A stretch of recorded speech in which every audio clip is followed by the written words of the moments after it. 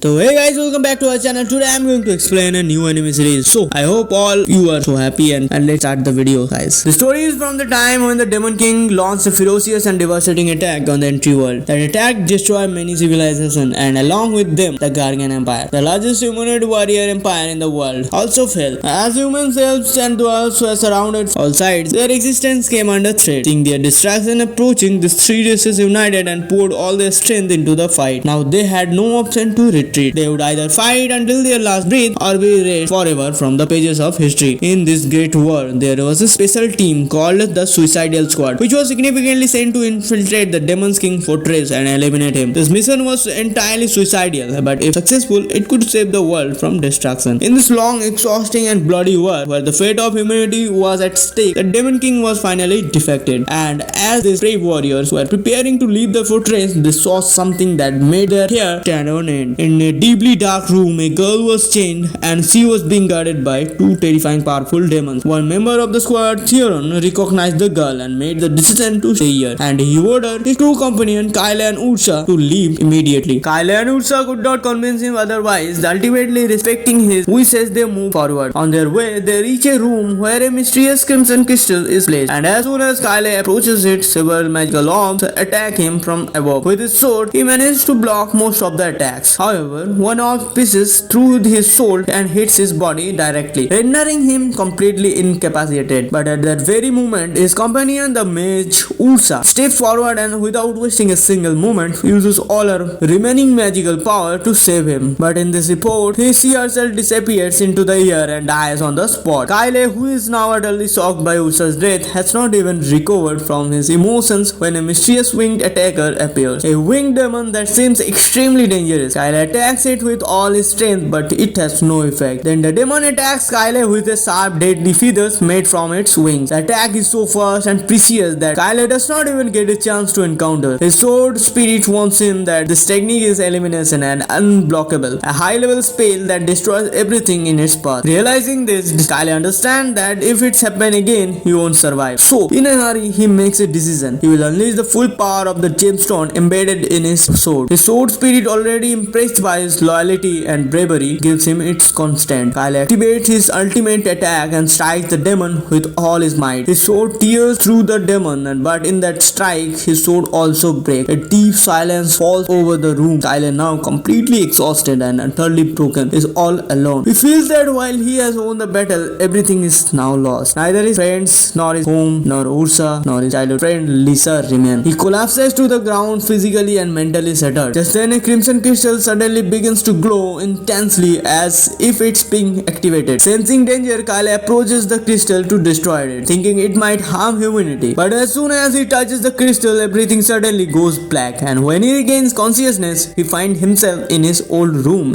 on his bed. Seeing this, he is utterly shocked. He cannot understand how this could be possible. Searching for answer, he rushes to the window and sees that his city, which had been completely reduced to ashes in that war, is now perfectly intact. Tears stream from his eyes and he begins to think that perhaps it was all a crucial dream, but it all felt too real. Just then, his room's door opens and his childhood friend Lisa walks in. She casually tells him that he has been sleeping for too long and should come downstairs now. Kyle is stunned to see her. Lisa does not understand why he is acting so strangely. She thinks that perhaps he has a stomach and approaches to check on him, but then Kyle tightly embraces her. Lisa caught in his arm and blushes and asks if he is drunk. She tries to free herself, but Kyle holds her even tighter, and in the process, they both fall onto bed. This is so romantic. Lisa, regaining her composure, lands a powerful punch to his stomach and says that it will take time to process what just happened and that she is not mentally ready to give any answer. Saying this, she yells his name, Ibuka, and runs out of the room. Kyle, clutching his stomach in pain, realizes that the pain is real and that it cannot be a dream. He lifts his blanket and finds the same crimson crystal lying underneath. He understands that it was the power of this crystal that brought him back to the past, and he was truly time traveled. Looking in the mirror, he noticed that his body is now smaller than before, and he is completely healthy, no wounds, no scares. The view outside the window is as peaceful as it used to be before the invasion. Seeing Lisa alive again confirms to him that he has indeed returned to the past.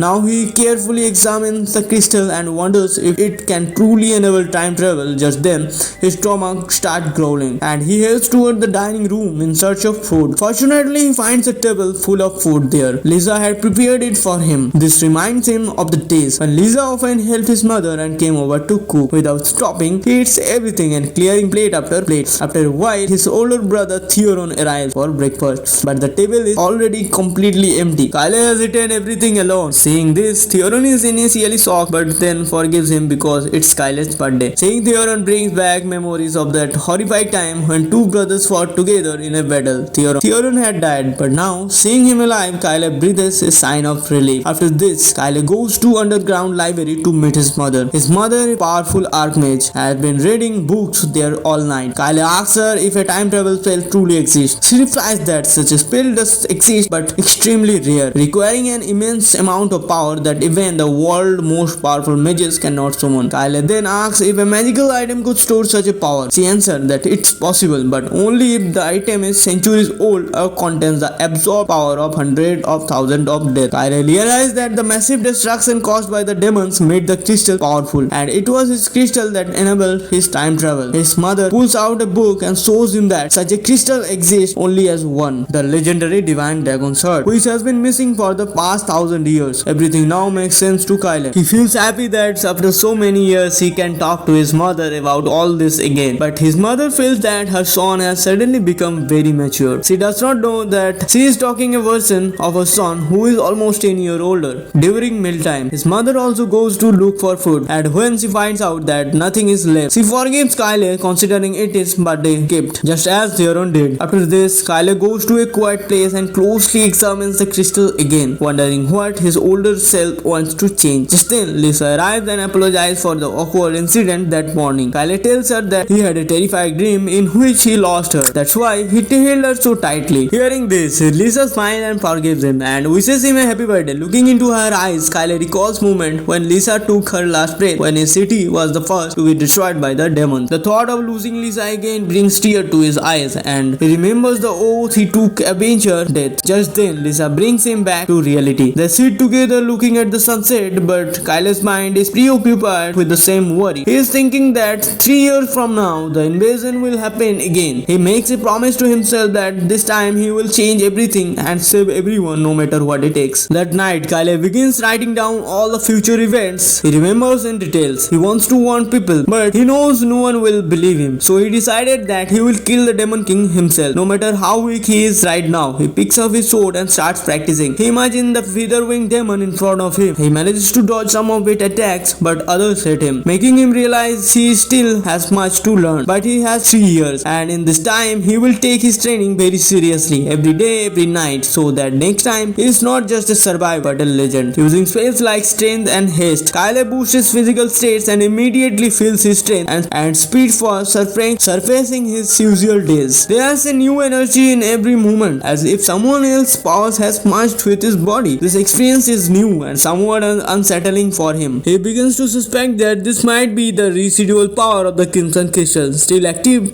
in his body in some form. Still, Kyle continues his practice and his speed surpasses normal levels. He tries to dodge every possible attack from the imagined featherwing demon, one swift move after another. His swords are cut through the air, his light eagle steps landing on the ground. It feels as if he is fighting like a great warrior, and he almost succeeds. But as he gets close to the imaginary enemy, one attack comes faster than he expected, striking his soldier and causing him to lose balance and fall to the ground. Dust rises, and lying on the ground, Kyle realizes that his current body is not ready for immense strength boost his magic is suddenly providing. His muscles are fatigued and he is out of breath, but he knows that he cannot stop. If he wants to save his people from the terrifying doomsday in the future, he must suppress his limit. At that moment, Lisa and Theoron are quietly watching his action from behind the bushes. Both are astonished, wondering what has suddenly gotten into Kyle. Theoron's mother, Elia, renowned warrior and teacher, suddenly appeared to check on her son and his friend's progress. She asks Lisa if Kyle is behaving properly. Lisa, never missing a chance to seize an opportunity, immediately tattles on Theoron. She tells Elia that her son neither does anything himself nor lets others do anything. Instead, demands food from her every day. Elia smiles slightly and says she will deal with her that later, because for now, her interest is solely in Kyle. After observing Kyle's fighting style, a serious expression appears in Elia's face. She can see that there's a different kind of arrogancy in his movements. moments. It feels as if he is fighting some inner storm. She asks Lisa Theoron if something has happened to him. Lisa suddenly recalls the moment from the last night when Kyle's eyes seemed soulless and lost. Neither of them can give a proper answer to the question, but Elia concludes that teenagers can only change overnight like this if they have fallen in love. Hearing this, Lisa is shocked and her heartbeat quickens because she wonders if she is the girl he is behaving this way for. Confused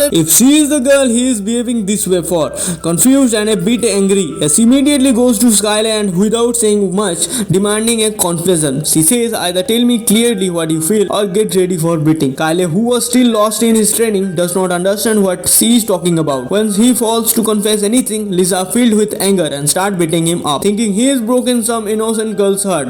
After a while, overwhelmed by a strange mix of guilt and anger, Lisa cooks an amazing lunch for him. Kyle is surprised but feels grateful. Elia Theoron joins them as well. During the mealtime, Kyle reveals that Elia is his master. Then he poses a serious question to him. Do you know someone who could control many nations in this world? Theoron, after thinking, says king have that kind of power. Lisa believes that perhaps the highest ranking priest that most influence, but Elia says that maybe it was Hero Rador who defeated the Demon King 300 years ago, who would have been influential enough to guide many world leaders. Kyle asks this question because he wanted to know what it takes to become such a person, and he realized that the chances of actually achieving that are extremely slim. But he also knows that if he dedicates himself fully, he works hard, and he can at least become a hero in the next 2 or 3 years. His face turns serious for a moment. Then he stands up and everyone thinks this idiot must have hurt himself again. That night, Kyle brings several books from his mother's library and starts reading them. His goal is to absorb as much knowledge as possible so that he can become not just a powerful hero but a wise, prepared one. Theoron enters his room. Having learned about Kyle's goal, he gives Kyle generic advice about becoming strong. But Kyle calmly says that the strength alone is not enough. He explains that hero needs money because traveling in the world, fighting battle and buying supplies is very expensive. A hero also needs connections with influential people so that there's someone to help when they are stuck to tough and political or social situations. And the most important thing is love. Theoron agrees with this point but still does not understand why Kyle is in such a hurry to become a hero. He feels that becoming a hero might not be Kyle's true goal. Instead, he needs a path to reach that goal. Kyle is impressed by Theoron's intuition but still does not reveal his true intention. He just smiles and says, trust me. Theoron nods, wishes him a good luck and leaves the room. Alone, Kyle reads through his books and finds useful information about earning money. The book mentions a particular woman and Kyle makes a plan to meet her, believing this encounter will play a crucial role in his journey to becoming a hero. The next morning, during breakfast with everyone, Kyle announces that he decided to go on 2-day journey. Elia is astonished by his confidence and commitment. She asks if he has spoken to his mother. Kyle replies that he has and that she cried a lot. Elia remains silent for a moment, then suddenly declares that they are good for nothing. Son Theoron will go with Kyle. Kyle is delighted to hear this as he had already planned to take Theoron along. Elia jokes that at least he will have a good human shield. Kyle smiles and agrees. After a joke,